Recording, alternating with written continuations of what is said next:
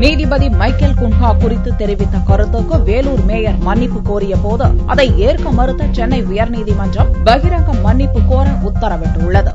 தமிழக முதல்வராக இருந்த ஜெயலலிதாவுக்கு சொத்து சேர்த்த வழக்கில் கடந்த செப்டம்பர் 27ஆம் தேதி பெங்களூரு சிறப்பு நீதிமன்ற நீதிபதி மைக்கேல் குன்ஹா சிறை தண்டனை விதித்தார். இதைத் தொடர்ந்து நீதிபதியை விமர்சித்து சுவரொட்டிகள் ஒட்டியது, வேலூர் மாநகராட்சி கூட்டத்தில் விமர்சனம் செய்தது உள்ளிட்ட அதிமுகவினரின் அத்துமீறல் தொடர்பாக திமுகவைச் சேர்ந்த ஆலந்தூர் பாரதி சென்னை உயர்நீதிமன்றத்தில் வழக்கு தொடர்ந்தார். இவ்வழக்கு செவ்வாயன்று உயர்நீதிமன்ற நீதிபதி சஞ்சய் கிஷன் கவுல் தலைமையிலான முதல் அமர்வில் விசாரணைக்கு வந்தது. அப்போது வேலூர் மேயர் கார்த்திகாயினியின் மன்னிப்பு கடிதத்தை வேலூர் மாநகராட்சி கமிஷனர் தாக்கல் செய்தார். இதை ஏற்றுக்கொள்ளாத நீதிபதிகள் வேலூர் மேயர் பகிரங்க மன்னிப்பு கேட்க உத்தரவிட்டனர்.